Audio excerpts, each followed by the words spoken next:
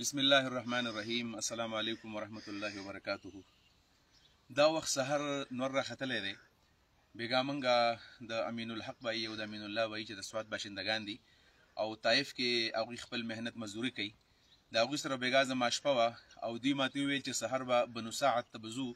هغه مقام په کوم ځای کې چې جناب محمد رسول الله صلی الله علیه وسلم خپل بچپن تیر کړی دی، نو نور راختلی دی. ایله یو ښکلی منظر دی او دا منګه په بنو سعد کې په وادي حلیمه کې ولاړ یو. وادي حلیمه مور بیبي حضرت حلیمه السعدیه رضی الله تعالی عنها چې د بنو سعد خاندان سره تعلق و، دا هغه ځای دی، دې ته وادي حلیمه وی او دا بنو سعد ورته وی او د دې خاص کلیو د منطقې نوم شوهته دی، مقام شوهته. دا مقام هغه ځای دی چې رسول الله صلی الله علیه وسلم د خپل ژوند لومبي 15 کاله دلته تیر کړي دي. واقعه داسې ده چې نبی علیه صلوات وسلام کله پیدا شو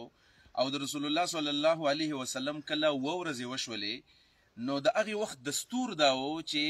په دې مکه معظمه کې او په کم سیټي ایریاس چې و په هغې کې به چې کوم ماشومان پیدا شول، نو هغوی به دې بانډو کونډو ته لیږل، د دې دپاره چې په هغه ځای کې ورته ښکلي ماحول فراهم شي. یو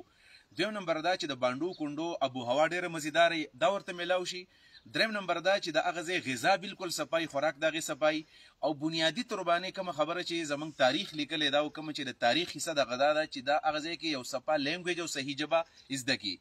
ځکه خو رسول الله صلی الله علیه وسلم دې طایف ته او دې هغه ځای ته او دا کوم ځای کې چې موږ ولاړ یو، تاسو په نظر باندې راځي دلته بعضې ملګرو په دې باندې نمازونه اچولي دي او دلته خلک منځونه کوي، دا طریقه خو ټیک نه ده. دا هغه ځای دی، د دې ځای په باره کې ویلی کېږي، د دې ځای په باره کې چې دلته نبی علیه صلات وسلام وخت تېر کړی او دا د حضرت مور بیبي حضرت حلیمې کور دی. موږ پیزار پخپو کړی دی او ما دې ملګرو ته ویل چې زما زړه غواړي چې دا پیزار موږ وباسو، موږ خیال به پرې وګرځو، خو صرف په دې نیت باندې او په دې وجې زه پیزار نه وباسم چې دا به یو رسم جوړ شي او بیا به سره بدعاتو یو سلسله جوړه شي. نو موږ ته د پیغمبر علیه صلات وسلام سنت محبوب دي، په ځای د دې باندې چې په ګټو کې موږ کاڼي پیزار موږ وباسو. نو په دې بنیاد باندې موږ ورنه ماته بېادبي غوندې همداسې ښکاره کېږي چې د پیغمبر علیه صلات وسلام هغه موږ ته پاپی به ووایو، د نبي علیه صلات وسلام خپې مبارکې په دې باندې ښودلی شوي دي. رسول الله صلی الله علیه وسلم د دې 15 کلو اثر د هغه په ژبه کې دا و چې نبي علیه صلات وسلام ته یوې ورځې حضرت سیدنا ابوبکر صدیق ویل چې د الله رسول ته خو ډېره فصیح عربي وې، ستا ژبه خو ډېره زیاته صفا ده. نو نبي علیه السلام ورته ویل چې انا افصح العرب، او زه په ټولو عربو کې فصیح یم. او بیا وایي چې اول من نطق بزواد، دا زواد نه دی زواد، موږ چې څوک د غداد وایي او څوک د ضاد وایي څوک د زواد وایي، وایي د ټول نه بهترین زواد تلفظ زه نبي علیه السلام یې کولی شم. دا د نبی علیه صلات وسلام هغه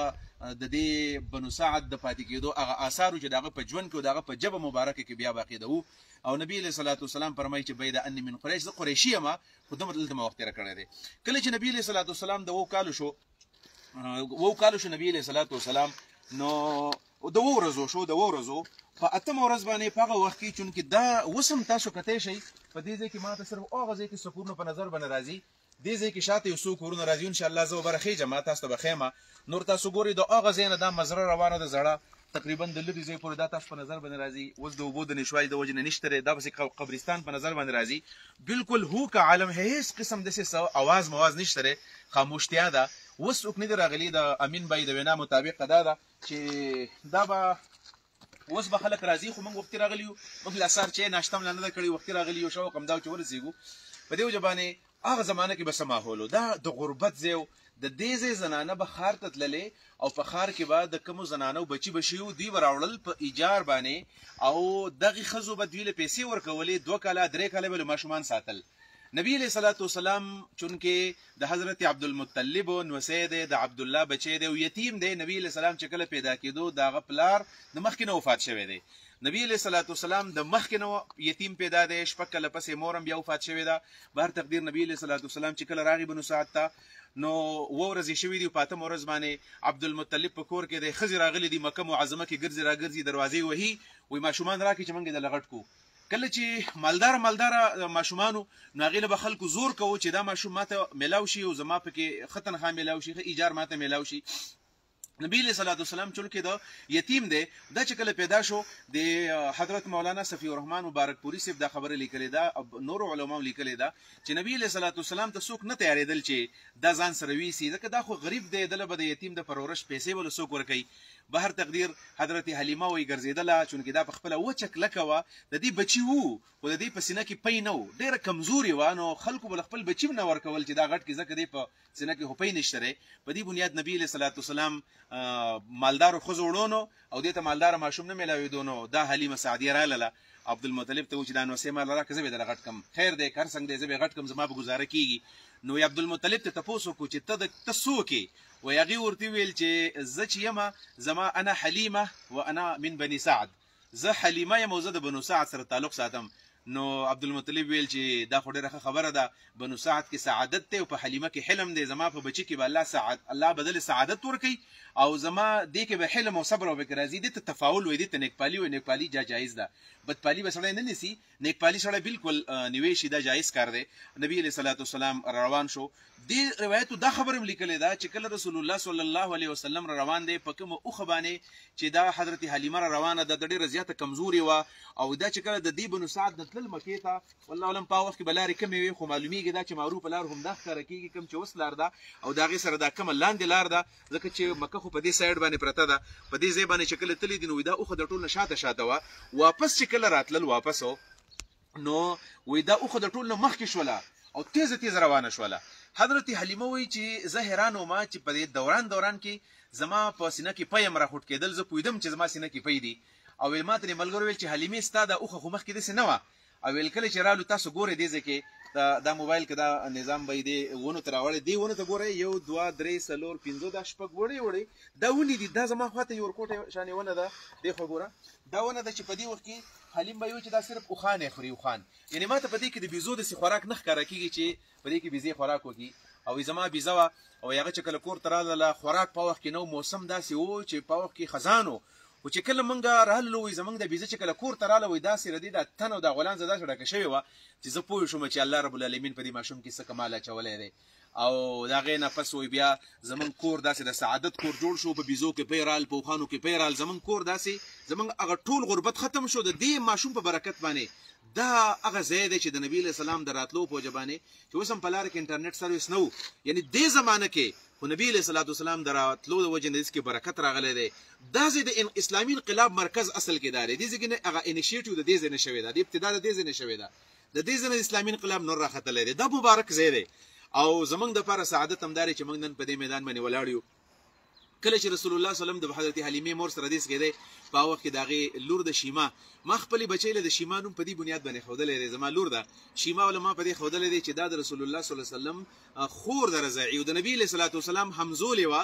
او دې ځای کې لاندې به انشاءالله ځکه له پوښم دغه ځای کې زموږ ګاډی ولاړ دی دې نه اخوا دې ملګرو زما نه تپوس وکړو چې دلته کې ونه او هغه کټ شوې ده نو دې ته شجر رسول وایي هغه په دې بنیاد باندې د دې ځای چې کوم گورنر دی هغه شهزاده خالد فیصل یا څوک دی هغه حکم کړی چې دا تاسو لرې کوئ ځکه چې کوم زایرین به راتلل دلته به هغوی عبادتونه کول او دا یې په ځان پسې مګل تاسو ګورئ دلته کې په دې ځای کې دا جنمازونه پراته دي او دا منځونه پکې خلک یې دا ورته د کمال شیخ ښکاري کې دا نه دي کول پکار په دې ځای کې ځکه چې د کم ځایونه د عبادت دي نو په هغه ځای کې عبادت پکار دی دا یو خاص په دې نیت باندې چېرې د دې مونځ په وجه ما د الله څه برکت راکړي نو دا خبره حدیثو کې نه ده ثابتو هغه ونه غټ شوې ده دا هغه ځایونه چې نبي علیه السلام ما د شیما سره د خپل ملګرو سره موږ بیزې ساتلې او دلته موږ په جنت کې وایي لمبلي دي موږ پکې غسل کړی دی دا د دې ځای د ملګرو د وینا مطابق درې څلور مقامات داسې دي چې هغه په دې زمانه کې اوس هغه لرې شوي دي ځکه خلکو به د هغې نه غلطه پیدا اخیسته اني هاو نبي علیه صلات وسلام دلته چې 2 کاله چې کله تېر کړل خو د رضاعت موده خو 2 کاله ده 2 کاله پس حضرت حلیمې ماشوم بوتلو حضرت امینې له د نبي علیه صلات وسلام مور بیبي له وایي کله چې دا ماشوم ورته واله کړو دې داسې په چغو باندې وجړل ورته ویل چې زه خو نه غواړم دا ماشوم تا ته پاتې شي وایي هغوی چې دا خو زما بچی دی او ظاهر خبر د نبي علیه صلات وسلام مور وه او نبي علیه صلات وسلام د هغې نه پیدا و خو چې کله دې ماشوم واله کړو دې چغې والې وایي حلیمې عبدالمطلب ویل چې یاره ماشوم ته موږ نه شو اخیستی خیر دی څه وخت وله بېرته ورکوي او دا خلافي معمول داسې وشوله چې دا حضرت حلیمه راولګېدله او دا ماشوم یې واپس بېرته راوستو دې ځای ته او دلته نبي علیه صلات وسلام 5 سال تېر کړي دي 5 سال حضرت انس رضی الله عنه د صحیح مسلم روایت دی حضرت انس راوي دی د حدیثو وایي نبي علیه صلات وسلام دې ځای ته چې کله واپس راغی ظاهره خبره ده 15 کلو ماشوم خو خیاري نو په دې زموږ سترګې خوږېږي والله العظیم ما ته داسې ښکاري لکه د اختر ورځې او د اختر په ورځ باندې خلک دا نوي کپړې واغوندي او دا نوې پیزاري او د غرونو متراسي غوړ غوړ ښکاره کېږي او دا پیزا ښایسته ښکاره کېږي. ما ته داسې محسوسېږي چې سهار د چاش ټایم دی او د اختر د مونځ ورځ ده، د اختر د مونځ ټایم دی او د اختر ورځ ده، ښکلي ښکلي هر څه ښکاره کېږي.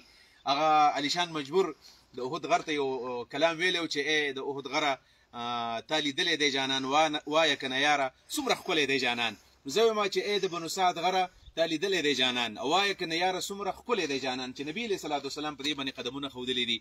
او دلته کې سړی وایي چې په دې خپیال وقفې پکې وګرځېدی، په دې ځای کې ورغښتلی، سړی کم کم کاڼي باندې کښېنمه، کم کاڼي د لاس ویسمه، چې نبي علیه صلات وسلام به کم ځای باندې ګرځېدلی وي او څنګه به دې ماشومانو سره لوبې کړي. څومره خوش قسمته خلک هغه ماشومان چې نبي علیه السلام ورسره لوبې کړي دي. او رسول الله صلی الله علیه وسلم چې 5 سال تیر کړل، دې ځای کې ما ته غزې اوس نه معلوم، ځکه دلته فی الحال څوک نشته، دا ملګري هم ناشنا دي ځکه دلته نه دي راغلي. بهر تقدیر دلته یو دا د حضرت حلیمې کور دی، ممکن د دا وي اخوا وي، زه داسې یقین څه نشم ویلی، خو مقامي آبادي مطابق دا وایي چې دا ټول تاسو ښکاري دا کنډرات په نظر باندې راځي، هغه ځای کې زړې آبادۍ دي، دې ځای کې دا کورونه ښکاره کېږي. حضرت شیما د رسول الله صلی الله علیه وسلم او د دې خپل نوم حذافه دی، خو شیما ورته نبي علیه السلام ویلی دی، نوم نبي علیه السلام ورته ویلی دی. کله چې د 15 کالو نو د لوبو سره د ماشومانو د لوبو سره بار ووتو، دا شیما ورسره د کلیوال ماشومان ورسره دي، او په دې دوران کې شیما کور ته رامنډې والي او سایره وتې ده، او وایي مور ته وایي چې ای مورې هغه ماشوم خو چا ویوړو وایي چې 2 سپین جامې دي او داسې څوک رالل ویوړو، او په هغه ځای کې یو راسم لو چړکۍ ورسره و، هغې حلال کو. بس حضرت حلیمه ویل دروازه کولاو کړه، منډې چې ویې کتل نبي علیه السلام واپس روان دی ورله. دې ته د شق صدر واقع وایي، بچی د غیږ سره ونیو، جوخت یې کو، ویې جړل ورته، وایي بچا څه چل شوی و؟ نو هغو ته قصه وکړله چې 2 کسان، دا د مسلم شریف حدیث دی، واقعه نه دی یوازې، صحیح حدیث سره حضرت انس رضی الله چې او 2 ځل واقعه شوې ده. شق صدر یو واقعه په دې مقام کې شق صدر شوی دی، کوم علاقه چې موږ ته ښکاره کېږي، دا د رسول الله سرجري اپریشن په دې ځای کې شوی دی. او دویم کله چې نبی علیه السلام اسمان ته ختو، معراج کېدو، نو په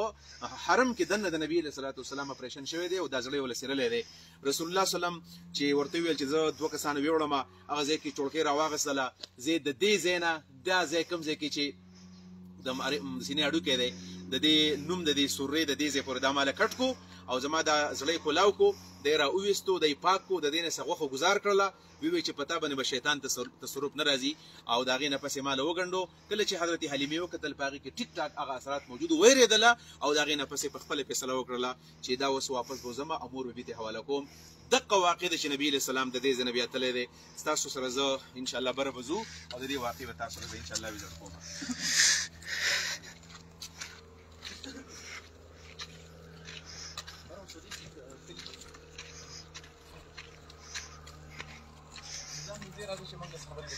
صحیح ده جی.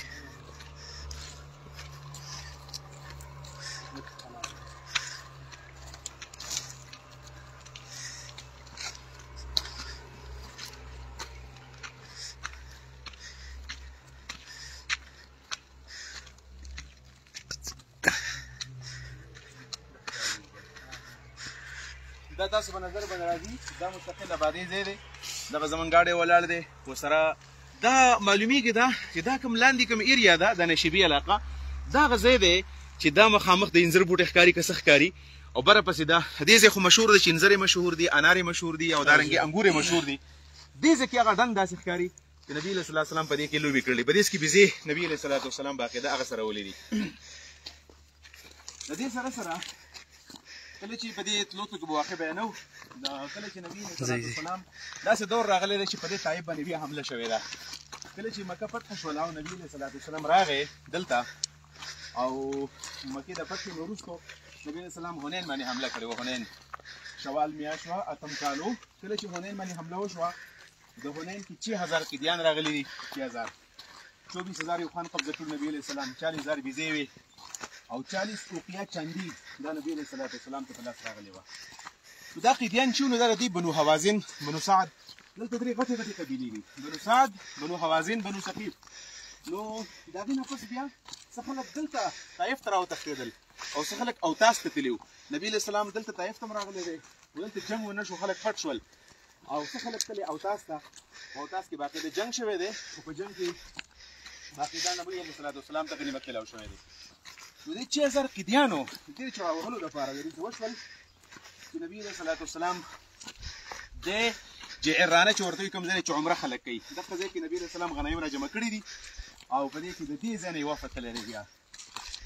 موږ باندې ساره ماته شوې دا ځکه غر دی بهر تقدیر خبرې به سره کوو لږ به ودرېږو دا واقع بیان کوم زه ورته د دې ځای نه وفد بیا لاړو او په دې وفد کې د رسول الله مور د رسول الله خور شیما ده او خو شیما خو ډېر عمر شوی دی ځکه 15 کاله عمر دلته دی د هغې نه وروستو بیا تاسو حساب لګوئ 13 سال 15 کاله 35 سال یو شو د نبوت 35 سال ځکه په 40 سال کې دغه نبوت میلاو شوی دی او بیا 13 سال مکه کې شول نو 35 او 13 څو جوړېږي 48 او 48 کې 8 کاله بیا د مدینې 54 سال پس یعنی 54 سال پس نبی علیہ السلام د شیما سره ملاقات شوی دی بیا 54 سال پس کله چې دی لاړل هلته جعرانه کې غنایم دي هنین جعرانه کې نو شیما وویل چې ته زما ورور یې نبی علیہ السلام ته وویل څنګه ستا ورور یم نبی علیہ السلام نه هېر دي چې دا زما خور ده نه یې پېژندله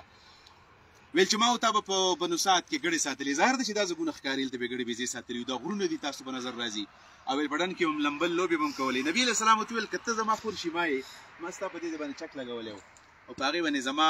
دغه و د غاښونو خاپونه و وایي هغه ویل چې وکتل بلکل د نبي علیه السلام د غاښونو مبارکو خاپ په هغه ځای باندې و دغه د شیما ده د هغې باره کې اخوه تفصیلات بیا موږ ته نه دي معلوم بعض روایت راغلی دي چې د هغې مسلمانه شوې ده او د هغې د وجې دلته اسلام راغلی دی دغه روایت د سندن قوي نه دي بهر تقدیر روایتو کې دا خبرې شته راځئ بره ستاسو ملاقات سره کوو